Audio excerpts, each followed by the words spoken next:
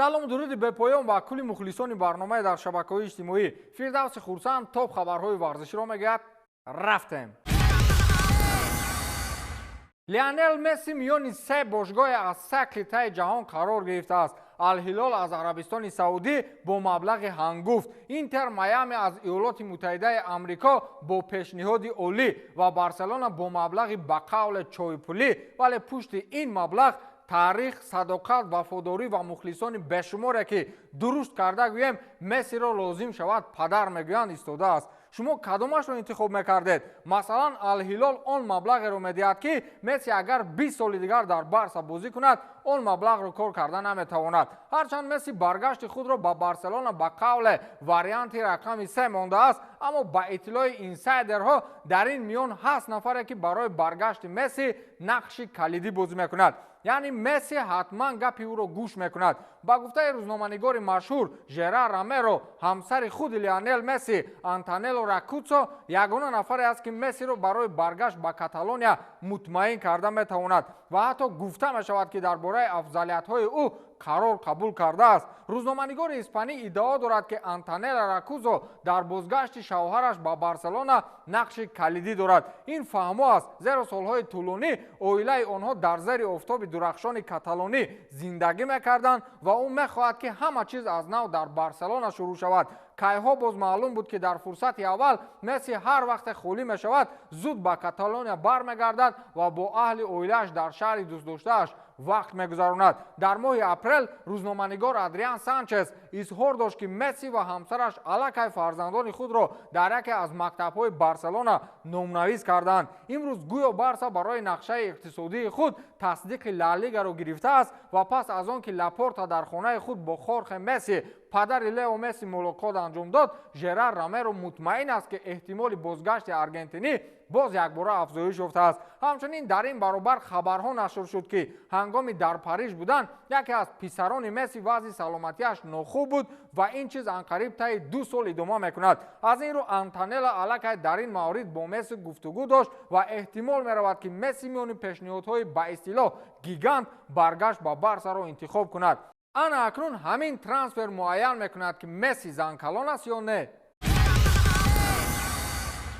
ин арабҳо тамоман ба қавле девона карданд ку онҳо ҳатто аз паси Роберт Левандовски ҳам даводав доштаанд. ман намедонам онҳо чӣ мақсад доранд. ҳамин хел рафтан гирад то охири трансфери ҳамин сол тамоми одамои аврупоро ба Арабистон мебаранд. Роберт Левандовски танҳо тобистони соли гузашта ба Барселона пайваст ва худи ӯ барои амалӣ шудани ин интиқол кӯшиши зиёд ба харҷ дод, аммо ин Арабистони Саудиро тамоман ташвиш намедиҳад. намояндагони раҳбарияти мамлакат бо ҷустуҷӯи фаъолонаи футболбозони дараҷаи ҷаҳонӣ шурӯъ карданд ва мехоҳанд ки онҳо солҳои охирини карьераи худро дар шарқи наздик гузаронанд, обрӯи чемпионатро баланд бардоранд ва аз пеши ҳуҷумгари полшагӣ низ канор гузашта натавонистанд. Роҷер Торелло, хабарнигори Мундо Депортиво, бо такя ба манобеи наздик ба бозигар гуфт ки онҳо тасдиқ мекунанд ки Арабистони Саудӣ ба ин бозингар таваҷҷӯҳ доранд, аммо Роберт ин вариантро рад кард, зеро дар фикри тарки Барселона нест. футболбоз дар Каталония худро мисли хонаи худ эҳсос мекунад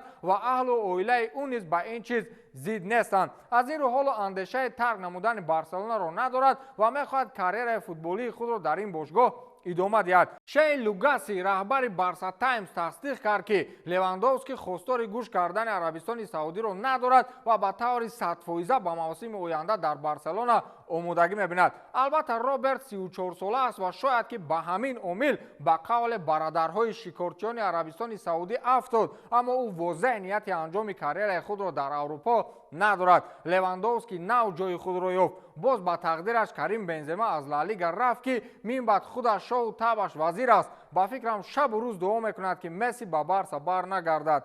як дарди сари дигар.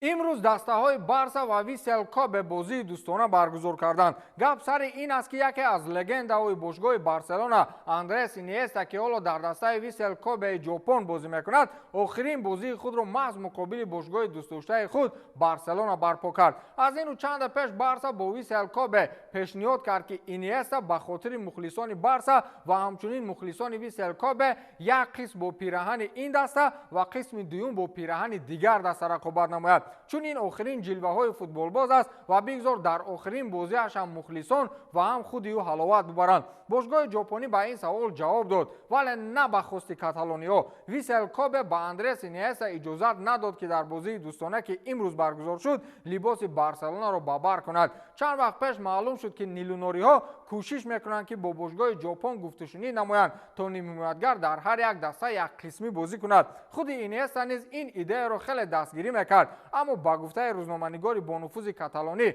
جاردی گیل، ویسل کوبه با پیشنهاد کاتالانی ها راضی نبود.